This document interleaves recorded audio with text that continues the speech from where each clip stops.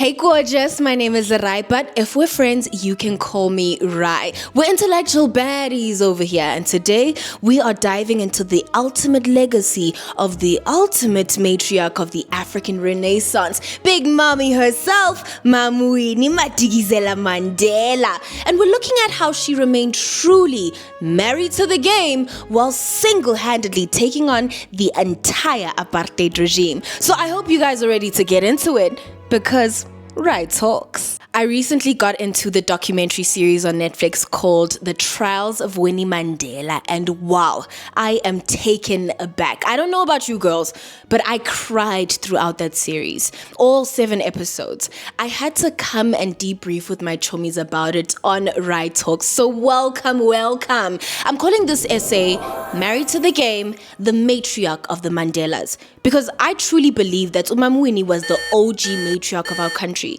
She was the mother of the African Renaissance. I'm just so in awe of the fact that she played all of those heavyweight roles while navigating life as a technically single mother. I choose to refer to her as a single mother because her husband was in jail for the majority of their marriage and their kids' childhoods. So here's a quick disclaimer. This is my essay and these are my thoughts. If you want to express your meanie impulses in my comment section, please feel free to write your own essay or put that stuff on your own platform, but not over here with that nonsense, baby, not on Right Talks. I want to only tackle the subject matter that was covered in episodes 4 and 5. I just watched them today and the memory is fresh. I have a personal reason for this as well.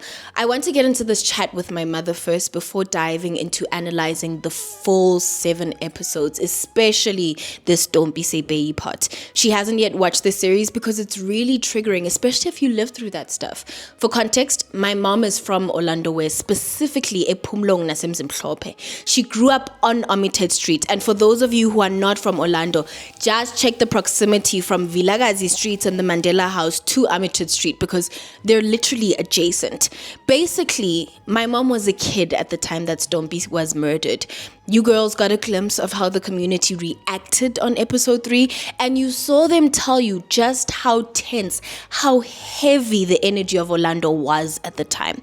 So if I'm going to comment on the full story, especially such a sensitive part, I'd honestly rather hear my mom's analysis first. I truly think there's enough slander on Mom Winnie's name out there, and I think it would be great for us to explore other perspectives. So before we get into the meat of today's Mother's Day special, I have to address the Freedom Day video that I posted. First of all, thank you for showing your love on that video. Your comments, my goodness, I am taking them in. It was a hit on Substack and on YouTube. Thank you for your commitment to wanting me to grow this channel. I want to build a team that can start working with me because right now I am doing all of this alone with just a little help from technology on the post-production side of things. Marachomi, this crew, this setup, one. The next thing that I want to highlight is the bibliography.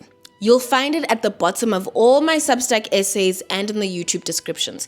If at any point you feel like quoting me, I actually need you to engage with the literature instead. So you can just simply copy the citation, post it into Google Scholar, read that paper and quote the academic source. If you want to engage further, go to that paper's bibliography, and I promise you, Chomi, you're going to find yourself falling into this beautiful rabbit hole that just gets you into this academic loop. Listen, we're maintaining strict academic integrity right here on Right Talks. That's how we do things over here, and we are laying down the ground rules right now. I think the best place for us to start in our analysis is to really understand what the apartheid regime was doing while the liberation movements were fighting their oppressors. Because to understand how big Mam Winnie's legacy was, you need to know who and what exactly she was fighting. So that means that the other side, the apartheid regime, they were engaging in something called counter-revolutionary warfare. It's this big thing, but I found this paper by Kevin O'Brien published in 2001 that I feel like breaks it down amazingly. So for my chummies that are taking notes, the theory we're engaging with is political science, and strategic studies. It sits somewhere in the middle. So we're specifically looking at counterinsurgency. The apartheid state was absolutely terrified, guys. They were shaking. They convinced themselves they were facing a total onslaught from our liberation movements. Let's be so damn real right now, because they basically just labeled our fight for freedom as a communist takeover so that they could play the victim and beg the West for funding and sympathy during the Cold War. Because they believed the attack on their white supremacist utopia was total, they developed a total national strategy. They completely abandoned normal police work. They weaponized the entire state apparatus, the military, the media, the economy, the police. Every single sector was turned into a coordinated lethal machine designed to absolutely crush black liberation. This highly militarized, paranoid operation functioned as a bloodthirsty war machine. This is exactly where the covert hit squads, the Askaris turning on their own blood, and the sickening Stratcom psychological warfare from O'Brien's paper come from. To make this crystal clear, the documentary gives the game away by showing us two different personalities from the oppressor's side who accidentally exposed this exact strategy. We first have Dr. Neil Bernard.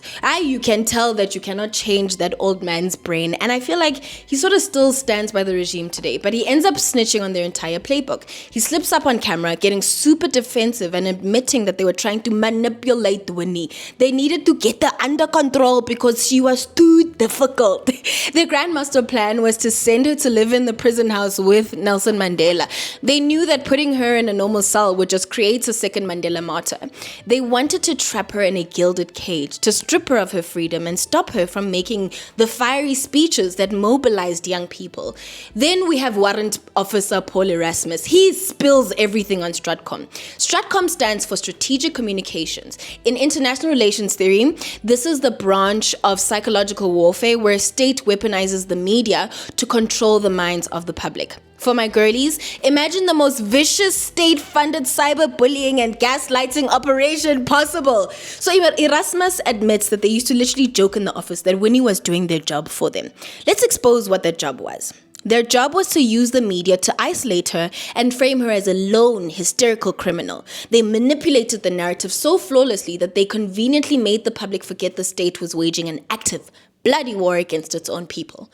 Wars have sides and wars have military strategies. By focusing the cameras entirely on Winnie's personal life, Stratcom successfully distracted the globe from the fact that the apartheid government was funding a mechanized system of targeted assassinations to maintain their white supremacy. South Africans and the world at large got played by the Stratcom strategy. When you look through this theoretical lens and realize that this lethal, gossip-laundering psychological warfare machine was the specific enemy Mam Winnie was up against, her radicalism stops looking like paranoia. It looks exactly like the only practical survival strategy available. Watching episode 4 broke something open for me. It gave me the profound realization that the Mandelas were human beings. Mam Winnie was a human being. Do you know how crazy that is? Because the global media apparatus literally spent decades making Nelson Mandela this unattainable, perfect masculine messiah. We're trained to respect the reliable, sanitized patriarch, but feminine leadership is politicized so differently. The first 7 minutes of the episode are brilliant because you have her granddaughters, Uzaziwe, Manawe, and Princess Swati. And Swati opens up by establishing a very important baseline. She realized that while she's walking in a crowd, everyone knew the Mandela name, but very few people knew who her Big Mommy was. She establishes that Big Mommy's legacy deserves to be as grandiose and hold the exact same weight as her grandfather's name because she built that sovereign legacy. She was an absolute threat, guys. We already exposed Dr. Neil Bernard's pathetic plan to cage her in Victor Vesta prison, right? The state and the patriarchal establishment thought that they could use Nelson to domesticate her. My queen, oh no. Mam Winnie looked at that offer to go live in the prison house. She said, hell no, absolutely not. She refused to surrender her principles or let go of her political agency to live behind bars just to play the dutiful wife. She says, I didn't believe he would actually expect me to go and live with him in prison and that I would lose so much of my values and principles. This brings us to the actual release day of Nelson Mandela. We see Advocate George Bezos complaining on camera that Mam Winnie was 3 hours late. Now, this took me out completely because his nephew, Anthony Bezos, actually lectured an IR class that I took. And he always spoke so fondly of Advocate George. Since he was literally her legal counsel for decades, I'm sitting here expecting him to be fully on her side. I didn't realize we were entering enemy territory over here. But you know what? Yeah. I support her. You guys better not cry about waiting 3 hours for Mam Winnie to get herself looking good for the release of a man that she waited a whole 27 years for.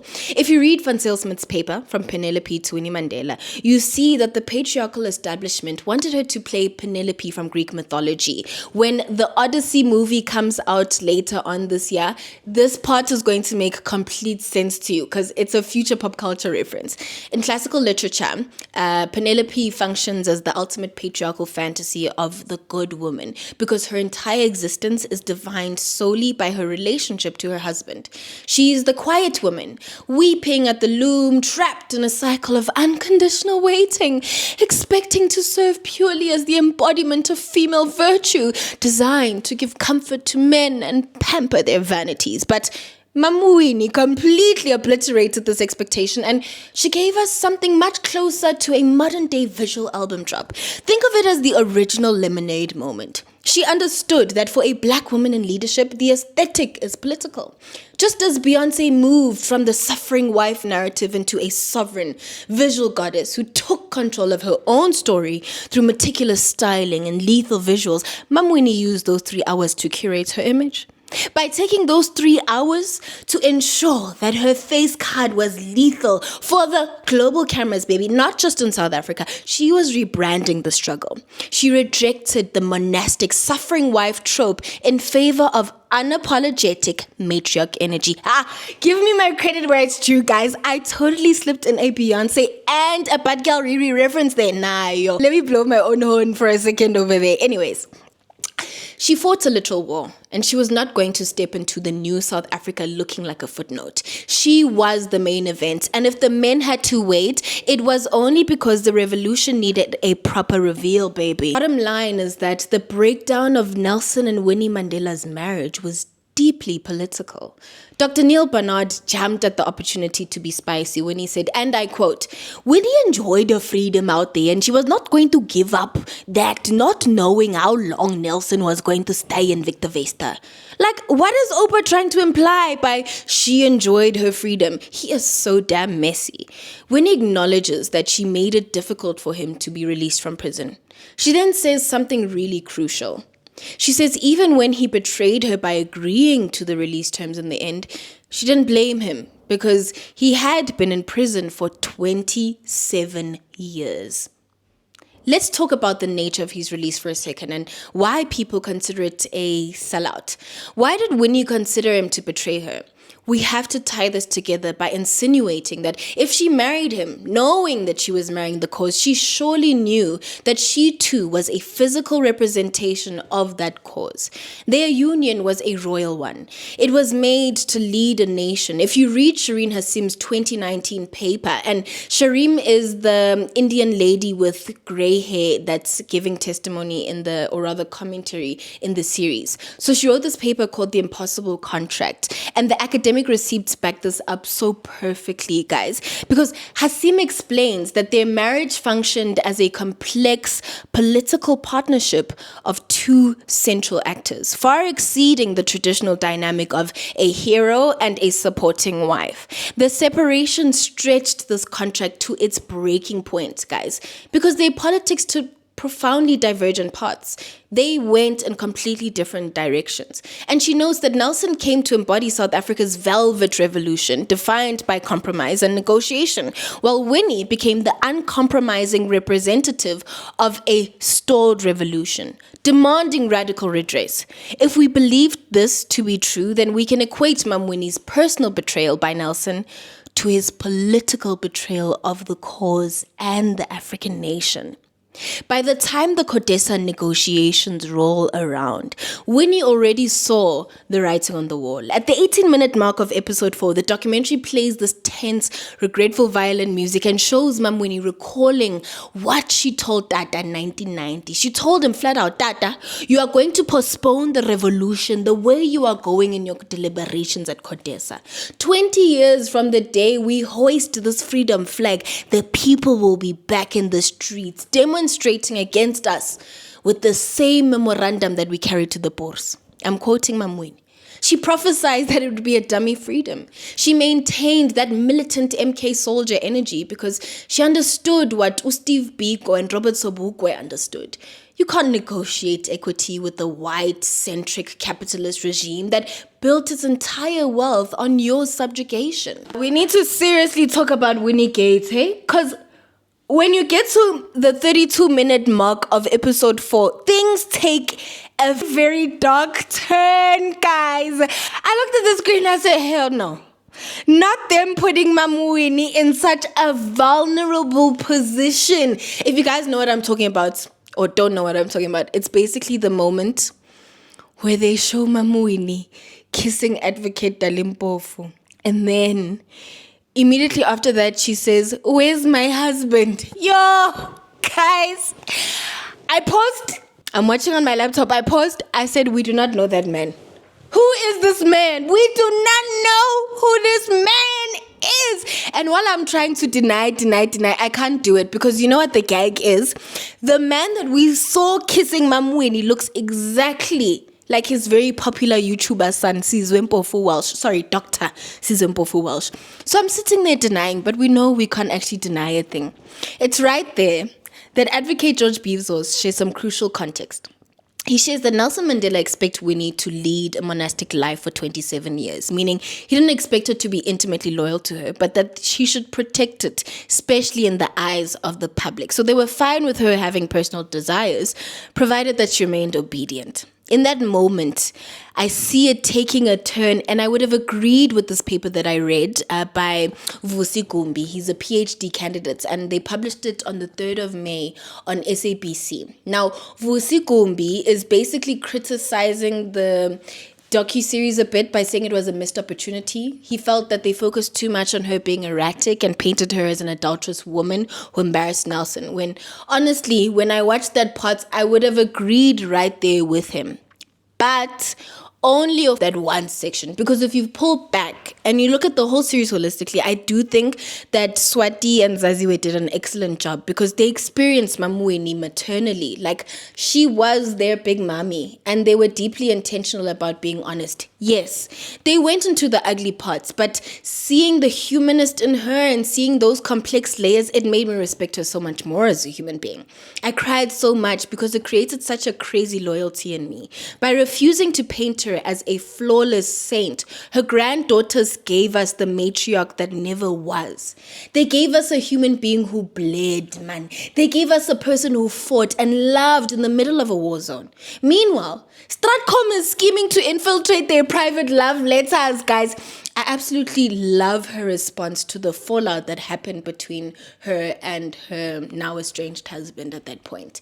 She says Nelson never said he needed to divorce her. He said she was out of control because she wouldn't succumb to the things he ordered. And that's basically how things ended. She dropped such an iconic reality check. Hey, you think he would have waited for me? You would have never done that. Ladies, men, what? You think he would have wasted his time? You think too much of him. If you read Shireen Hasim's paper called The Impossible Contract, remember Shireen is the Indian lady with the grey bob, ne? And she makes something so clear. Because male revolutionaries are allowed to be these flawed ladies' men, while female revolutionaries are held to the impossible standard of Catholic saints. When the nation-building project failed, they needed a scapegoat.